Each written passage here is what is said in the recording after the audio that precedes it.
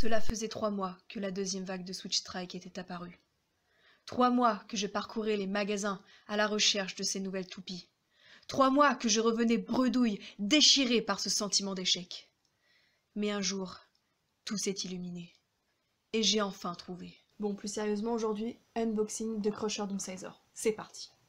Voilà, donc aujourd'hui je vais déballer et vous présenter Doomsizer D3 ou Crusher Doomsizer dans son nom complet de la VF, et en japonais elle s'appelle Killer Doomsizer. Ça fait beaucoup de noms à retenir, mais voilà, faut le savoir. C'est une toupie de la saison Beyblade Burst Evolution, nommée Beyblade Burst God au Japon.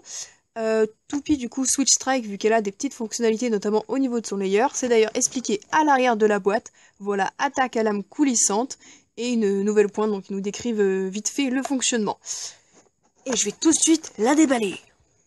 Voilà, j'ai fini de déballer la toupie et je vais vous présenter ce qu'il y a dedans. Donc déjà, on a un lanceur à crémaillère, vu que c'est un starter, donc vendu avec un lanceur. Et donc c'est un lanceur classique, hein, la seule particularité c'est que vous pouvez les clipser les uns à la suite des autres. Et avec le petit bout là de la crémaillère, vous pouvez venir changer le sens de rotation au niveau du layer de Legend Spriggan et Spriggan Requiem.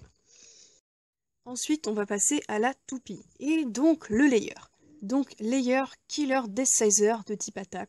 On le voit, hein, il a pas mal d'irrégularités. Et contrairement aux autres Doomsizer, en fait, parce que c'est pas la première, hein, il y en a eu déjà 2 autres avant, la version single layer et la version dual layer, eh bien c'était tous des layers de type attaque, mais les 2 précédents en fait étaient beaucoup plus utiles en endurance, puisque certes ils avaient 4 grandes pointes, mais c'était des layers très lisses qui au final se relevaient plutôt utiles en endurance. Ils ont d'ailleurs été top tier, et même le layer de Doomsizer D2 avait été banni par la WBO. Enfin, la version Takara. Donc là, ça fait plaisir quand même de voir un layer vraiment qui est de type attaque. Bon, malheureusement, son gimmick, donc l'attaque avec cette espèce de lame coulissante, c'est pas très performant en réalité. Ça donne un style dans l'animé, mais en vrai, c'est pas plus utile que ça. Le QR code, voilà. Donc on voit hein, là le petit truc en dessous qui coulisse. Et en vrai, c'est un gimmick inutile, un peu comme Blast Genius en fait. Ensuite, on a le disque 2 et la frame Vortex. Donc le disque 2, donc 2, on peut le retrouver sur pas mal de toupies maintenant, comme Cray Satan, Arc Bahamut aussi. Et la frame Vortex, c'est une recoloration en fait de la frame de God Valkyrie. Et ensuite, la pointe Hunter. Donc Hunter, c'est une évolution, on va dire, de la pointe extrême, qui est sortie dans la première saison. C'est la même pointe en gomme, mais plus fine. Voilà, vous voyez à la caméra, c'est plus fin. Donc au final, qu'est-ce que ça va faire? La toupie aura quasiment le même mouvement qu'avec une pointe extrême. Par contre, le mouvement sera légèrement plus lent. Voilà. Donc je vais assembler la toupie.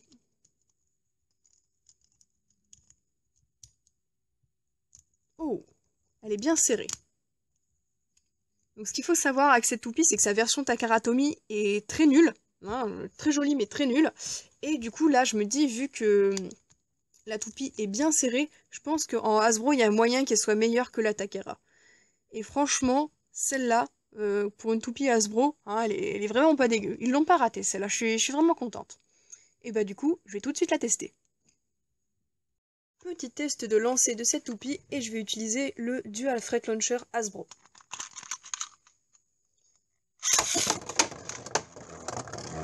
Le mouvement est quand même pas mal agressif. Hein.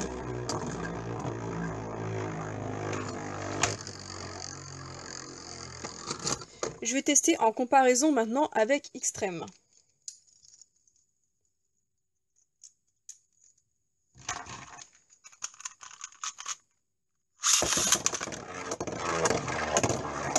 Ouais, on voit que Extreme, c'est exactement le même mouvement, mais en légèrement plus rapide.